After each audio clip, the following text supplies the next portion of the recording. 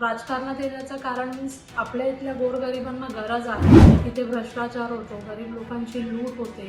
कुठेतरी या सगळ्या गोष्टी थांबल्या पाहिजेत. माझ्याकडनं जेवढं होता येईल तेवढं मी 100% द्यायचा प्रयत्न करते. नमस्कार, मी डॉक्टर पूजा संजय गायकवाड, प्रभाग क्रमांक 15 मधून नगरसेवक पदासाठी इच्छुक उमेदवार, भारतीय जनता पार्टी या पक्षाकडून. विकासाच्या दृष्टीने तुमचा कल कोणत्या विषयावर असणार आहे जास्त?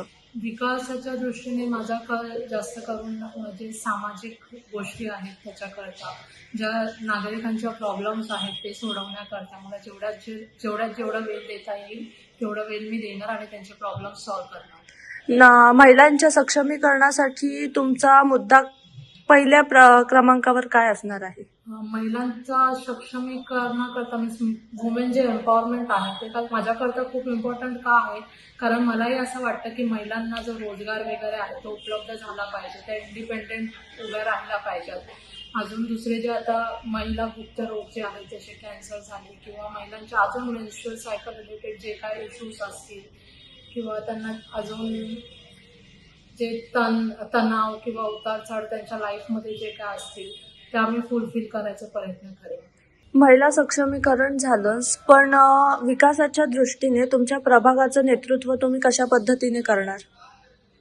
विकासाच्या दृष्टीने आता जो यूथ आहे त्यांच्याकरता एज्युकेशनच्या अजून सुविधा जसे कम्प्युटर्स म्हणा किंवा अजून त्यांचे स्कोर मार्क्स कसे वाढतील याच्याकरता क्लासेस वगैरे 10th 12th करता अवेलेबल करून देणे किंवा आता जिम्स झाल्या, योगा सेंटर्स झाले, जे नीड्स आहे आताच्या यूथला, इवन जे ज्येष्ठ नागरिक आहेत त्यांच्या हेल्थ करता पण, आणि ज्येष्ठ नागरिकांना आता ठीक आहे असणार हॉस्पिटल्स पण जसे पाहिजेत तसे त्या प्रमाणात नाही आहेत. ज्येष्ठ नागरिकांच्या हेल्थ करता आपल्याला मीन्स त्यांचं आता डेलीचं जेवढं लागलेला आहार आहे त्यांनी कसं घेतलं पाहिजे, त्यांच्या ज्या हाडांचं जे डिझीज वगैरे आहेत त्याच्यावरती कसे मेडिसिन्स किंवा कशी काळजी घेतली पाहिजे त्यांच्या घरच्यांनी, त्यांची टेक केअर कशी केली पाहिजे, मला हे सगळं त्या माध्यमातून पोहोचवायचं आहे लोकांपर्यंत. तुम्ही MBBS आहात, तुम्ही डॉक्टरी केलेली आहे, तुम्ही राजकारणात उतरण्यामागचं कारण काय? बघा, मी स्वतः एक डॉक्टर आहे आणि राजकारणात उतरण्याचं कारण असं आहे की माझे पप्पा संजय गायकवाड आहेत, ते गेल्या 25 वर्षापासून समाजसेवा तर करतच आले आहेत आणि त्यांचा पायाभूत मी आता पुढे चालवणार आहे. आणि राजकारणात येण्याचं कारण मीन्स आपल्या इथल्या गोरगरिबांना गरज आहे सर्व गोष्टींची. इथे भ्रष्टाचार होतो, गरीब लोकांची लूट होते, कुठेतरी या सगळ्या गोष्टी थांबल्या पाहिजेत. आपल्या जनतेच्या हक्काकरता एक लढणारा कोणतरी पाहिजे, त्याच्याकरता मी हा डिसिजन घेतला आहे. कोरोना काळात तुमचं समाजकारण नेमकं कशा पद्धतीने तुम्ही केलं? कोरोना काळात कसं होतं, खूप भयभीत वातावरण होतं. मीन्स ते डिझीज तर होतं घाबरण्यासारखं, पण लोकांपर्यंत त्याची जी नॉलेज पोचायला पाहिजे की एवढं घाबरायचं नाही आपल्याला, आपण याच्यामधनं निघू शकतो. लोकांपर्यंत कसं मेसेज होतं की नाही आता आपल्याला कोरोना झाला, बस संपला, आता आपलं काहीच होणार नाही, ह्या भीतीने ह्या शॉकने बरेच लोक मृत्यू पावले. पण त्या टायमात लोकांची समजूत घालणे, लोकांना समजावून सांगणे की नाही काय नाही, 10 दिवस लागतात, काही लोक 15 दिवस घेतात, जर जास्त वयस्कर लोक असतील त्यांना जास्त टाइम लागतो, व्हेंटिलेटर वगैरे असं ठेवायला लागतो. तर ती जी सहानुभूती होती ती मी लोकांना दिली. प्लस कोविड जे वॅक्सिन्स होते ते लोकांपर्यंत उपलब्ध मीन्स फ्री ऑफ कॉस्ट ठेवलेले आम्ही वॅक्सिन्स, कमीत कमी 500 to 600 वॅक्सिन्स आम्ही फ्री ऑफ कॉस्ट दिलेले. KDMCच्या रुग्णालयामध्ये अनेक सोयी सुविधा महिलांसाठी उपलब्ध नसतात, तर त्या संदर्भात तुम्ही पुढील काळात काही प्रयोजन करणार आहात का?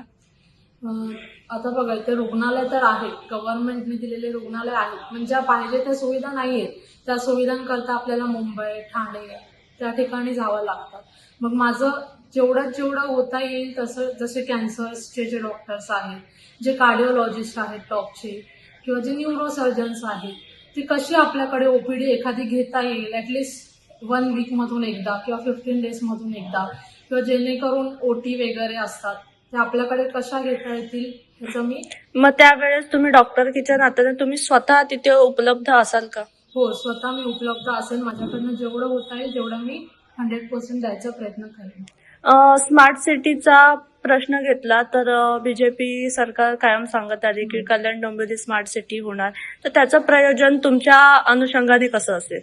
बघा, स्मार्ट सिटी म्हटलं तर सगळ्यात आधी जे मूलभूत कारण आहेत आपल्या प्रभागाचे, जसे लाईट्स झाले, पाण्याच्या प्रॉब्लेम्स झाल्या, लाईट्समध्ये स्ट्रीट लाईट्स आले, पाणीमध्ये जो पाण्याचा दबाव आपल्याकडे कमी आहे, कल्याणपूर्वीत खूप पाण्याच्या समस्या आहेत, त्या कशा सोडवता येतील, त्याचा दाब कसा वाढवता येईल, ते एक आलं स्मार्ट सिटीमध्ये. वापस कचऱ्याचे नियोजन आले, त्याच्यामध्ये ड्राय वेस्ट, वेट वेस्ट हे कसं सेपरेट करायचं, ह्या सगळ्या गोष्टी आल्या. प्लस याच्यामध्ये मी आता जसं म्हणाली की एज्युकेशन, चाइल्ड्सच्या एज्युकेशनवरती पण लक्ष दिलं पाहिजे. आपल्याकडे स्कूल्स कसे चांगले होतील, त्यांना अजून कसं पुढे प्रोत्साहन करता येईल.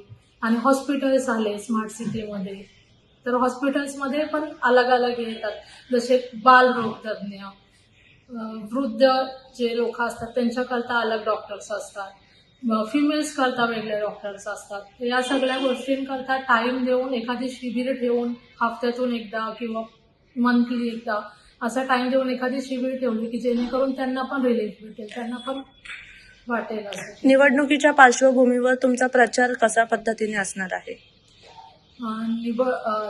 माझा प्रचार असा असेल की म्हणजे मी इथे एक संकल्पना घेऊन उभी आहे.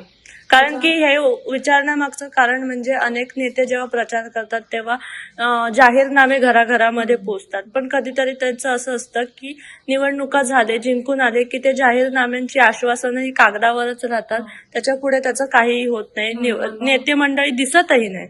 तर तुमचं ते प्रायोजन कसं असेल? मला नेता म्हणून माझ्या प्रभागाकरता नाही उभं राहायचं, एक समाजसेविका म्हणून, एक घरच्या त्यांच्या हक्काचा माणूस म्हणून मला त्यांच्याकरता लढायचं आहे. आणि त्यांच्याकरता माझ्याकडून जेवढी सेवा करता येईल मनातून तेवढी मी करणार आहे. आणि मी अजून एक सांगू इच्छिते की मी ते एक संकल्पना घेऊन उभी आहे. सगळ्यात आधी त्याच्यात आलं माझं काम, प्रामाणिकपणा आणि एक जबाबदारी. निवडणुकीच्या पार्श्वभूमीवर अजून एक विचारते की तुमचं जनतेला आव्हान काय असेल?